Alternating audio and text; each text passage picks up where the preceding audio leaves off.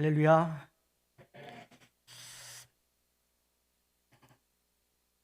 한국에 오면 여러 교회에서 부족한 종을 이렇게 초대를 해주셔서 말씀을 전할 수 있는 기회를 허락해 주십니다. 각 교회들마다 느껴지는 분위기가 조금씩 다 달라요. 다른데 특별히 우리 정한영 목사님 교회에 오면 제 마음은 굉장히 편합니다. 무슨 이유인지는 모르겠어요. 제 마음이 굉장히 편한 것이 여러분들께서 말씀에 대한 기대감, 주님에 대한 사모함들을 품고 이 자리에 나오셨고, 또 우리 형님 같은 우리 정한영 목사님께서 늘 저를 잘 사랑해 주시고 품어주시는 그 마음이 되게 잘 전달되기 때문일 줄 믿습니다. 오늘 날씨도 좋지 않고 비도 오는데 여러분 힘든 가운데 오신 여러분 가운데 하나님의 특별한 은혜가 있을 줄 믿습니다.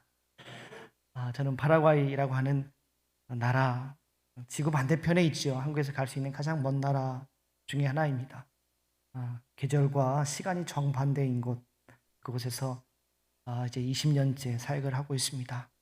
저희 아이가 1살 때, 제가 한국 나이로 30살, 만으로는 28살 때 목사 안수 받고 바로 아이 걷지도 못하는 아이 안고 그곳에 가서 사역했는데, 이제 그 아이가 이제 3월 달이 되면 이제 대학교 3학년이 됩니다. 적지 않은 시간을 지내면서 그곳에서 우리 현지 성도들 함께 사랑하고 섬기며 목회하고, 그리고 많은 지역들, 아직 복음이 들어가지 않은 미전도 지역들에 들어가서 복음을 전하고 그곳에 교회 공동체를 세우고 그리고 예배당을 세우는 일들을 계속해서 진행해 나가고 있습니다. 많은 분들이 선교사님, 선교가 뭐예요? 라고 물어보면, 선교는 예배가 없는 곳에 예배가 있게 하는 모든 것들이 다 선교입니다. 그래서 특별히 파라과이, 남미 대부분의 나라가 그렇지만 복음을 전하는 것이 얼마든지 열려있는, 자유가 있는, 박해가 없는 그런 지역이고, 또 언어가 통일되어 있고, 또 기독교적인 문화가 깔려있는 그곳에 얼마든지 복음을 전하면 많은 열매가 맺혀지는 곳임에도 불구하고 복음을 전하는 사람이 적어서, 전도자가 적어서, 또 선교사가 적어서 영혼이 복음을 듣지 못하고 죽어가고 있는 영혼들이 너무 많은 참 안타까운 지역인데, 그곳에서 들어가서 복음을 전하고 그곳에 가정 예배처를 만들고, 그리고 그곳에 그들과 함께 그들의 땅에 그들의 손으로 예배당을 세워나가는 일들을 계속해서 진행해 나오고 있고요.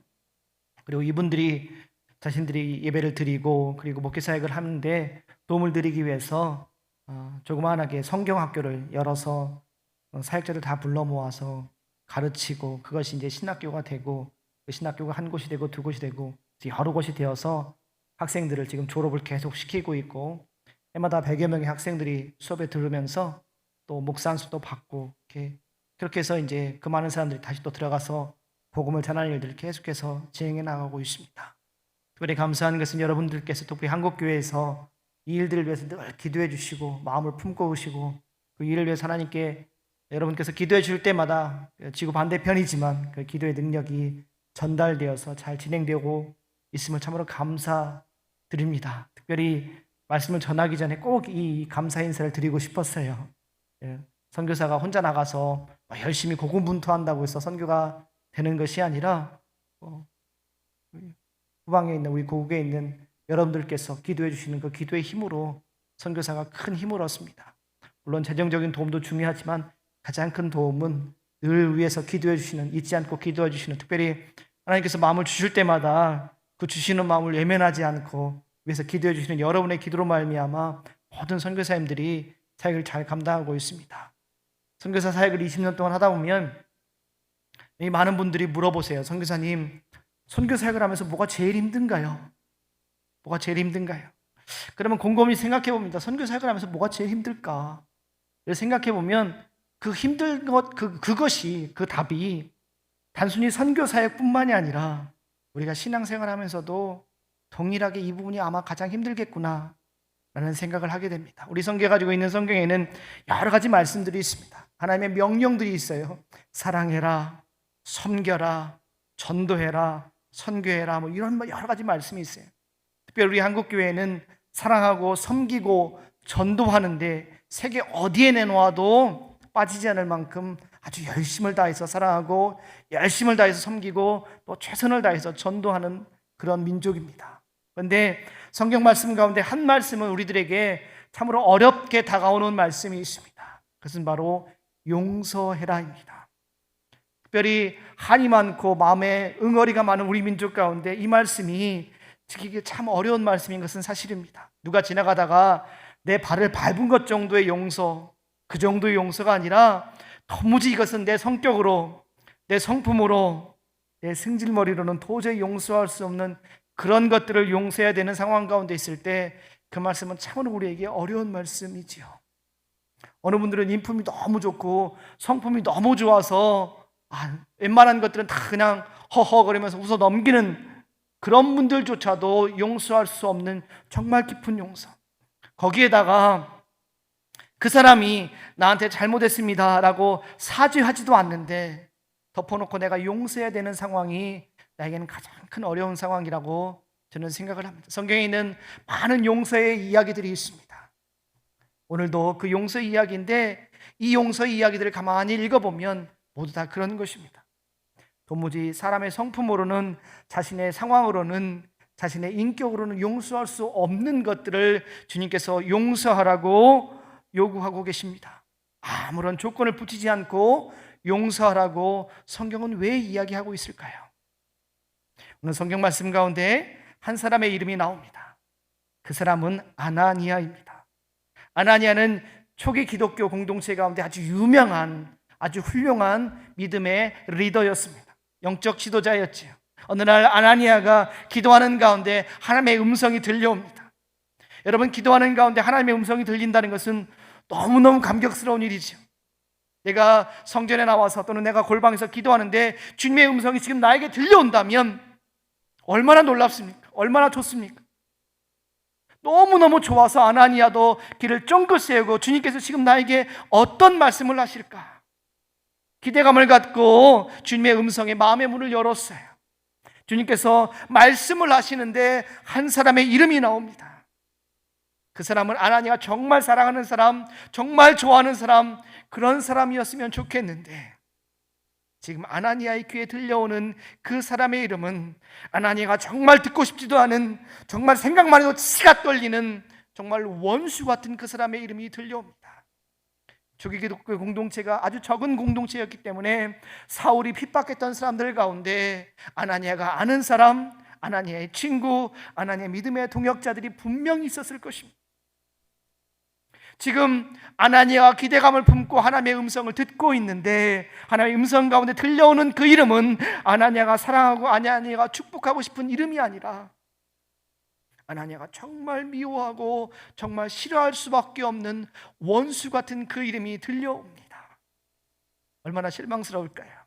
우리가 주님 앞에 기도하고 있는데 주의 음성이 내 가운데 임재해 있는데 내 귓가에 들려오는 그 이름이, 그를 위해서 기도해 주어라, 그를 위해서 축복해 주어라 하는 그 이름이 내 사랑하는 부모요, 내 사랑하는 친구요, 내 사랑하는 믿음의 동지가 아니라 정말 만나고 싶지 않은 그 사람 이름이 내 귓가에 들려온다면 주님, 이건 아니죠, 주님 저 못 들은 거예요 라고 하고 싶은 마음이 들려올 것입니다. 지금 아나니아에 들려오는 그 이름은 사울이었습니다. 그리고 하나님께서 요구하시는 것은 사울을 저주해라, 사울에게 악담을 퍼부어라, 사울이 망하게 해라, 그렇게 하는 것이 아니라 사울을 위해서 기도해 주어라는 것입니다. 그 기도가 저주의 기도가 아니라 축복의 기도요, 그 기도가 회복의 기도입니다. 사울에게 기도해 주어서 사울이 회복되어지고 사울이 구원받게 하는 그 기도를 해 주라는 것입니다. 우리 같으면 우리의 원수 이름이 들려왔을 때 그를 위해서 기도해 주어라 그러면 주님 무슨 기도를 할까요? 저주의 기도를 할까요? 망하는 기도를 할까요? 그런 마음이 우리의 본성적인 마음일 것입니다.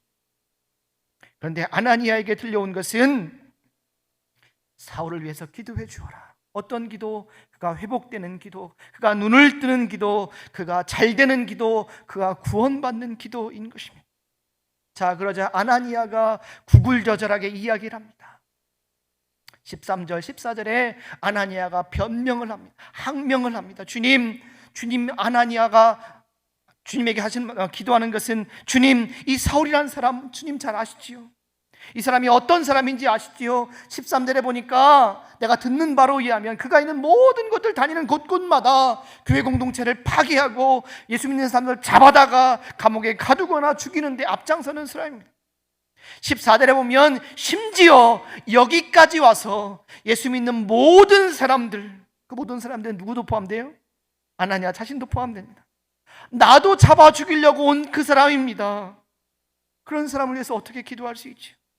주님께서 12절에 뭐라고 말씀하시냐면, 그 사울이 누군가 그 사울을 위해서 기도해 주었을 때 눈을 뜨는 것을 그가 보게 되는데 그 사람이 바로 너다.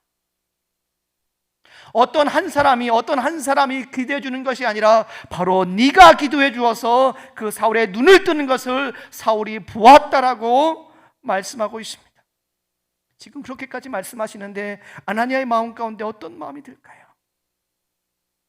당혹스럽고, 그죠? 어떻게 해야 되지? 자, 시선을 이제 사울에게로 옮겨보겠습니다. 지금 사울을 우리가 성경을 8절부터 읽었죠.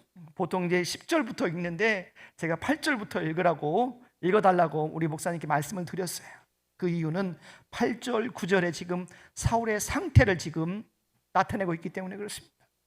지금 사울은 기생등등하게 오다가 지금 완전히 불이 확 꺾였습니다. 8절, 9절에 사울은 자기 인생 가운데 처음으로 아주 절망적인 상황 가운데 놓여져 있습니다. 눈은 떴으나 보지 못하여서 다른 사람들 손에 이끌려가고 있고요. 9절에는 무엇이라고 기록되어 있냐면 먹지도 않고 마시지도 않았다라고 하고 있습니다. 누가 먹을 것을 안 주어서 너 먹지 마! 그래서 안 먹은 것이 아니라 스스로 먹지도 않고 스스로 마시지도 않은 것입니다. 왜 그럴까요? 자기가 평생 들어서 이것은 내 인생 가운데 제일 중요한 일이야, 이것은 내 인생 가운데 가장 중요한 일이야 라고 생각했던 예수 믿는 사람들 잡아 죽이는 것이 가장 잘못되었다는 것을 알았기 때문에 자신의 평생에 이것은 나 인생에서 제일 중요하다고 생각했던 그 신념이 지금 무너져 내렸기 때문에 그 충격으로 인해서 지금 사울은 먹지도 않고 마시지도 않고 아무것도 할 수 없는 절망적인 상황 가운데 놓여져 있는 것입니다. 우리가 인생을 살다 보면 그런 경우가 있잖아요. 이것은 어떻게 할 수가 없어서 입맛도 없고 잠도 안 오고 그냥 모든 것을 다 내려놓고 그냥 풀이 죽어 있는 그런 상태가 우리들 가운데 있잖아요. 특별히 예수 믿는다고 신앙생활 열심히 하는 가운데도 어떤 때 시험이 오고 낙심이 와서 도대체 이게 뭐지? 어떻게 해야 되지? 어디로 가야 되지? 뭘 해야 되지 몰라서 낙심하고 있는 그런 상황이 우리들 가운데도 있습니다. 바로 그런 상황이 지금 사울 가운데 있습니다. 저와 여러분 가운데도 이런 사울 같은 상황이 시시로 때때로 밀려오기도 합니다. 그런데 우리와 이 사울의 다른 점이 11절에 기록되어져 있습니다. 사울은 그런 상황 가운데 낙심하고 있고 절망할 수밖에 없는 그런 상황 가운데 11절에 뭐라고 기록되어 있냐면 기도하는 중이다라고 기록하고 있습니다. 우리는 이런 시험이 오면, 이런 낙심이 오면, 이런 절망적인 상태가 오면 모든 걸 다 포기하고 하나님마저 원망스럽고 기도는커녕 불평과 불만이 쏟아져 나오는 것이 우리들인데, 사울의 탁월한 점, 사울의 특별한 점, 하나님께서 선택해서 쓰실 수 있었던 사울의 특별한 점은 그런 상황임에도 불구하고 사울은 기도하고 있다고 성경은 기록하고 있습니다. 자, 이제 시선을 다시 아나니아에게로 옮겨보겠습니다. 자, 아나니아가 12절, 13절, 14절에 걸쳐서 하나님께 항변합니다. 주님, 사울은 이런 사람입니다. 저는 알 수가 없어요. 그런데 15절에 하나님께서는 그 모든 이야기를 듣고 한 말씀하십니다. 가라. 가라, 그 말씀 한 말씀하십니다. 그리고 그 뒤에 아나니아가 그 어떤 변명도 어떠한 항명도 하지 않았음을 성경은 기록하고 있습니다. 아나니아는 이때 전적 순종했습니다. 자신의 생각으로는, 자신의 머릿속으로는 도무지 이해할 수 없고 받아들일 수 없었지만 주님께서 가라고 하시는 그 말씀에 전적으로 순종하였습니다. 여러분, 전적 순종은 주님의 역사하심을 시작해 하는 열쇠입니다. 다시 한번 해볼까요? 전적 순종은 주님의 역사하심을 시작해 하는 열쇠입니다. 제가 선교사역을 하면서 저희 선교센터가 한 4만 5천 평 되는데 그 중에 한 3만 평에다가 나무를 심었던 이야기를 전에 한번 했던 적이 있었을 것입니다. 3만 평의 나무를 심으면 10,000그루 나무를 심을 수 있습니다. 가로 세로 3m마다 하나씩 심으면 딱 10,000그루가 들어갑니다. 그럼 10,000그루 나무를 심으면 그 나무가 한국에는 없는 나무인데 유칼립투스 나무, 아주 잘 자라는, 아주 곧게 잘 자라는 나무가 있습니다. 얼마나 잘 자랐는지 나무에 나이테가 없어요. 1년 내내 고르게 잘 자라는 나무, 1년에 6m씩 자라는 나무입니다. 그 나무를 7년간 키우면, 그 나무를 자르면 그 나무 10,000그루를 가지고 100개 예배당을 세울 수 있는 모든 목재가 다 충당이 됩니다. 나무를 잘 키우고 있었어요. 1년 동안 나무가 잘 자랐습니다. 밥을 안 먹어도 그것만 보고만 있어도 배가 부를 만큼 나무가 잘 자라고 있었습니다. 그런데 어느 날 그 근처에 있는 동네 사람들이 불을 질러서 나무를 싹 태워버렸어요. 그걸 보고 있으니 그날 저녁 기도하는데 기도가 될까요? 안 될까요? 기도가 안 되죠. 그래서 너무너무 답답한 마음에 기도하려고 앉아있지만 기도가 되지 않는데 주님께서 저에게 강력하게 주시는 마음이 있었어요. 용서해라. 주님, 용서 못하겠는데 용서해라. 주님께서 너무 강력하게 용서하라고 하셔서 네, 알겠습니다. 그만 말씀하세요. 용서할게요 라고 우리 사역자들 다 불러 모았습니다. 우리 사역자들 다 불러 모아서 가서 내 말을 좀 전해 주십시오. 선교사가 당신들을 모두 다 용서했으니 걱정하지 마십시오. 우리 사역자들이 그 말을 가지고 그 지역에 그 마을 사람들을 모여있는 곳에 가서 이야기를 전했습니다. 여러분, 걱정하지 마십시오. 여러분들의 나무 태운 거 우리 선교사님이 다 용서했습니다. 걱정하지 마십시오. 그 마을 사람들이 아멘 할렐루야 하면 너무 좋겠죠, 그죠? 그러지 않았어요. 아멘 할렐루야 하고선 받아들였으면 아름다운 드라마가 펼쳐졌을 텐데 그게 아니라 그 사람들은 뭐라고 생각했냐면 저 선교사가 지금 나를 기망하는 거다. 우리를 기망하는 거다. 남미 대부분의 나라가 대부분 다 그렇지만 부정부패가 심하다 보니까 공권력도 돈으로 다 해결이 됩니다. 돈이 있으면 경찰들을 얼마든지 불러오고 많이 불러올 수 있고, 돈이 없으면 살인사건이 나도 경찰들을 불러올 수가 없어요. 저 선교사는 외국인이고 돈이 많으니까 우리가 저 선교사가 용서했다는 말에 안심해서 마음을 놓고 있으면 저 선교사가 경찰들을 100명 200명 불러다가 우리를 다 잡아다 감옥에 집어넣을 거야. 우리 있는 거 다 뺏어갈 거야. 그러니 저 선교사는 혼자이고 우리는 여럿이니까 저 선교사 하나만 없어지면 이거 다 해결되는 거 아니야? 저 선교사 없애버리자. 남미는 다 총기가 자유로운 나라들이지요. 우리 사역자들이 얼굴이 하얘져서 왔어요. 선교사님, 이렇게 있다가는 우리 다 죽게 생겼어요. 선교사님, 우리 여기를 도망가야 돼요. 저녁에 다시 또 기도하는데 기도가 또 안 됩니다. 주님, 이게 뭐지요?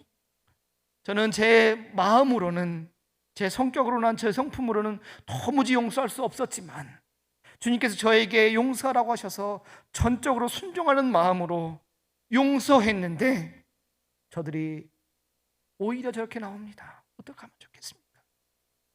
그때 주님께서 저에게 하시는 말씀은 너는 도둑질한 거다. 도둑질한 거다.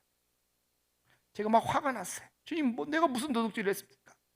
근데 주님께서 하시는 말씀이 나는, 그러니까 하나님은 어느 한 사람이나 어느 한 교회나 어느 한 집단에 정말 마음을 은혜를 부어서 그들 마음 가운데 주님을 위해서 헌신하고자, 내가 파라과이 땅에 선교를 해서 헌신해야지, 주님이 그 마음을 주셨을 때 그 말씀에, 그 주시는 마음에 아멘하고 순종하여서 그것을 헤었을 때 주님께서 예비된 복이 있는데 너는 그것을 마치 네가 가서 그 사람들에게 선교 이야기하고 필요한 거 이야기하면 마치 거기 가서 네가 구걸하는 것처럼 생각했잖아.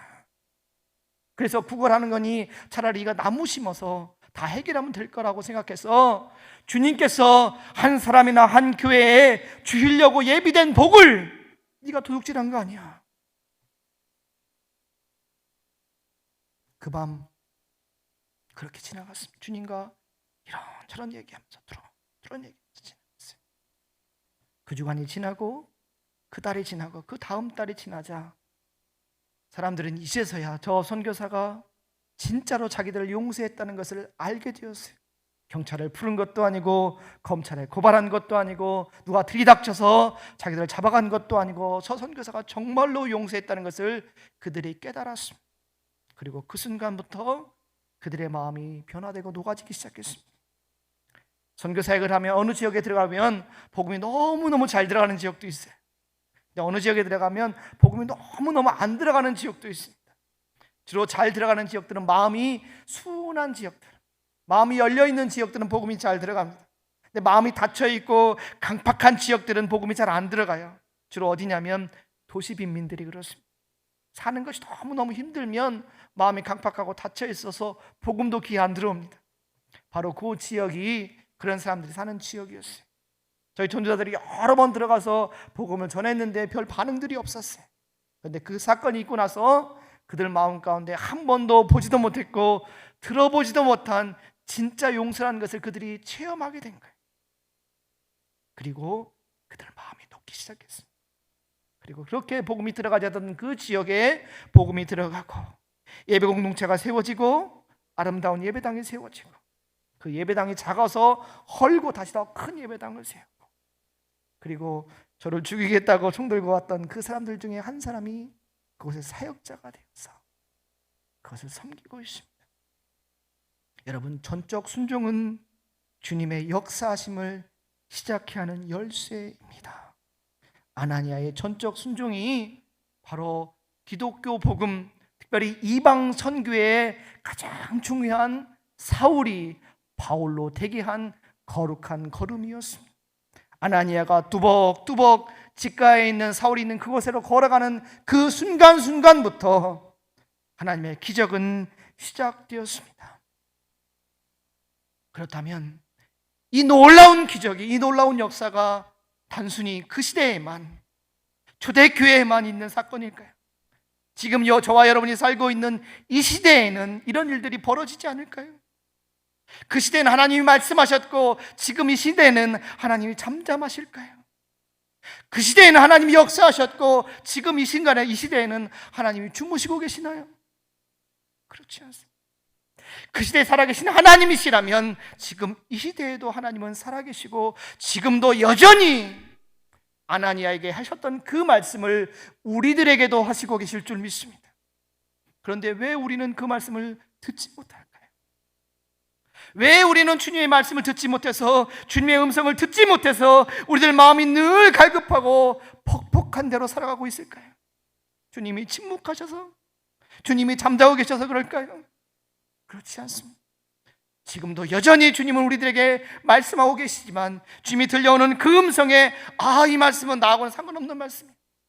이 말씀은 나는 할 수 없는 말씀이야. 이거는 나의 능력 밖이야. 이거는 나와는 상관없는 이야기라고 이거 제끼고 저거 제끼고 이거 제끼고 저거 제끼다 보니 우리들 손에 남는 말씀이 없는 것입니다. 아나니아처럼 그렇게 사울에게 뚜벅뚜벅 걸어가는 걸음이 우리들에게는 없기 때문에, 그 첫 걸음을 우리들이 떼지 않기 때문에 우리들 삶 가운데 그런 놀라운 역사가 일어나지 않는 것입니다. 아나니아는 그렇게 뚜벅뚜벅 사울에게로 걸어갑니다. 그 문을 열고 들어갔을 때 그 앞에 사울이 놓여 있습니다. 눈을 뜨고는 있지만 보지 못하는, 아무것도 할 수 없는 무기력한 사울이 지금 앞에 앉아 있습니다. 아나니아는 많은 생각을 했을 것입니다. 많은 생각을 했을 것입니다.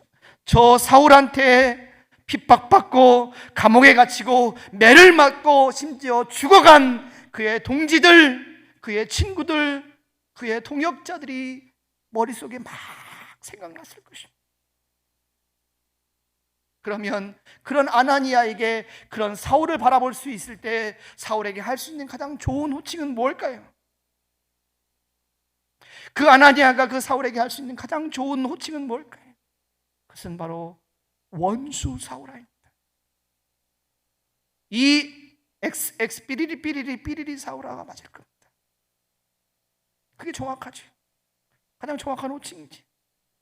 그런데 아나니아는 그렇게 부르지 않고 뭐라고 부릅니까?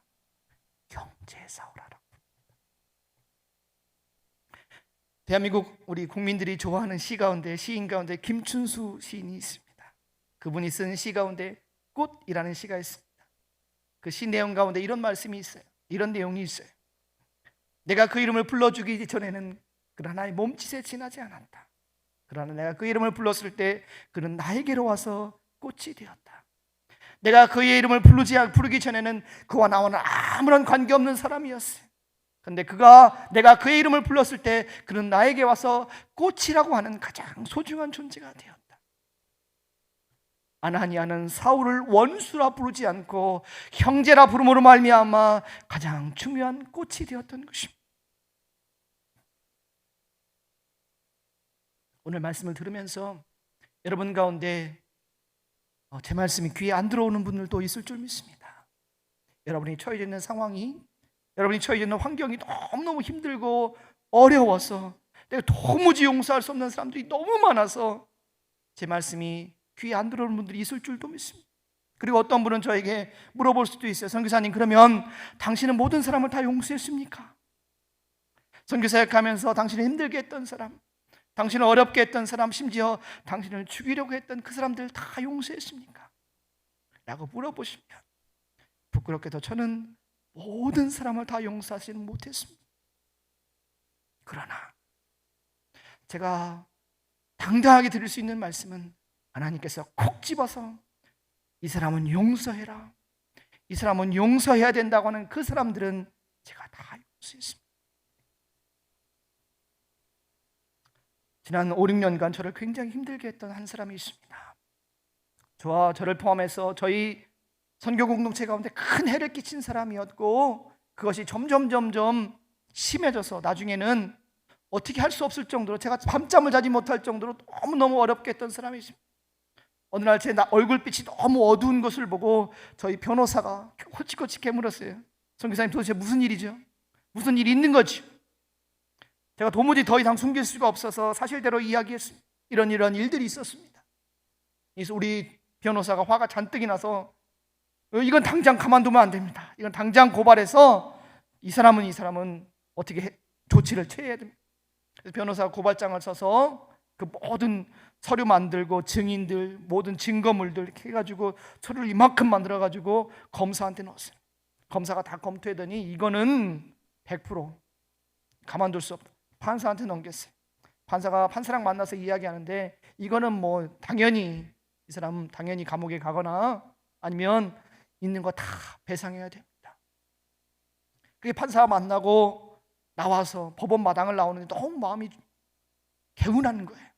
지난 5, 6년 동안 나를 힘들게 했던 저 사람, 드디어 이제 우리 판사님이 이제 판결을 내서 감옥에 집어넣거나 또 있는 거 우리가 손해본 걸 다는 회복하지 못하더라도 손해본 거 회복할 수 있겠구나. 이게 룰루랄라 휘파람 불면서 나오고 있는데 법원 앞마당에서 주님이 제 마음을 툭 치셨어요.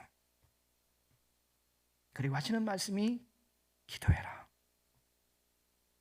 네, 이 정도 되면 저도 눈치가 있잖아요. 선교사 20년 하면서 눈치가 있잖아요. 하나님 무슨 말씀하실지 대충 감이 잡혔어요. 저 기도 안 할래요. 기도해라. 기도 안 할래요. 주님 무슨 말씀하실지 대충 감이 드는데, 감이 잡히는데 저 기도 안 하겠습니다. 기도해라. 못해요. 주님께서 급하셨는지 제가 기도하기도 전에 말씀하셨어요. 용서해라. 제가 너무 화가 나서 막 나갔어요. 주님 못해요. 지난 시간 동안 저를 얼마나 힘들게 했는지 주님 아시잖아요. 저뿐만이 아니라 우리 선교 공동체 가운데 얼마나 큰 해를 끼쳤는지 아시잖아요. 용서 못해요. 왜 용서해야 됩니까? 주님께서 하시는 말씀이 내가 그를 사용해야 되겠다. 내가 그를 사용해야 되겠다. 그러니 그를 용서해라. 그때 제 마음 가운데 무슨 마음이 드냐면 주님 참으로 딱하십니다. 주님 참으로 딱하십니다. 세상에 쓸 사람이 없어서 저런 사람을 쓰십니까? 라고 하자 주님께서 한 말씀 하셨어요. 너도 쓰고 있잖아. 너도 쓰고 있잖아. 저는 그 사람보다 훨씬 더 뛰어나고 훨씬 더 훌륭하고 훨씬 더 대단하고 훨씬 더 정결하고 훨씬 더 나은 사람, 그나마 나은 사람이라고 생각해 왔는데 주님 보시기에 저나 그 사람이나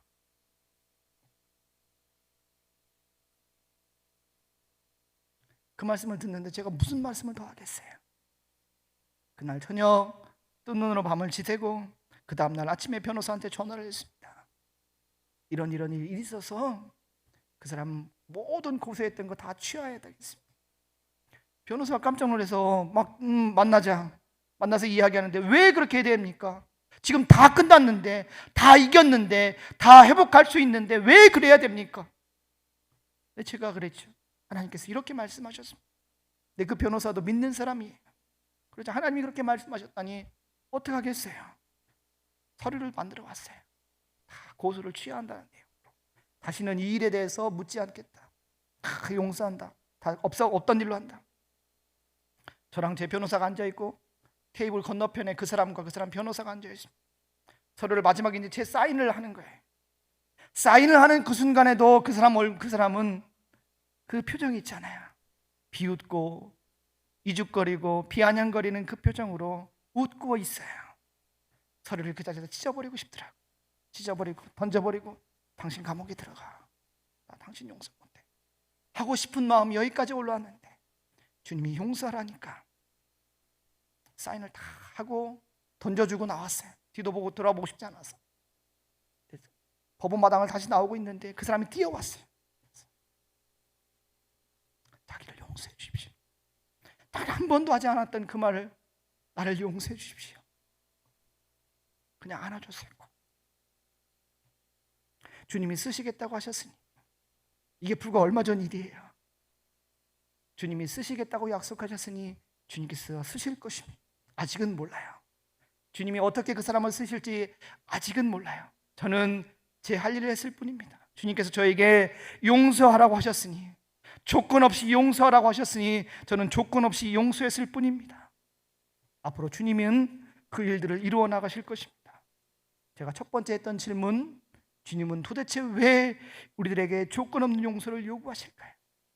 주님은 도대체 왜 저에게 조건 없이 그 사람을 용서하라고 하셨을까요? 왜냐하면 우리가 조건 없이 용서받은 존재이기 때문에 그렇습니다. 만약에 주님이 우리를 용서하시는데, 만약에 주님이 우리를 구원하시는데 조건을 붙이시고 이유를 붙이셨다면 여기는 저와 여러분 가운데 어느 한 사람도 용서받을 사람은 없을 것입니다. 어느 한 사람도 구원받을 사람은 없을 것입니다. 그러나 주님은 아무런 조건도 붙이지 않고 아무런 조건도 우리에게 덮어 씌우지 않고 우리를 조건 없이 용서하셨고 조건 없이 구원하셨습니다. 그리고 돌아보면 주님께서 이렇게 우리에게 조건 없는 용서, 전적인 순종을 요구하실 때 주님께서는 분명한 이유가 있었음을 시간이 지나면 다 드러나게 되더라고요. 하나님께서 나에게 이런 은혜를 주시려고, 하나님께서 나에게 이런 복을 주시려고, 또는 하나님께서 나에게 이런 것들을 보여주시려고 그렇게 하셨구나. 그 일이 있고 나서 2주 뒤에 저희 선교 그룹 가운데 여러 군데 땅이 있습니다.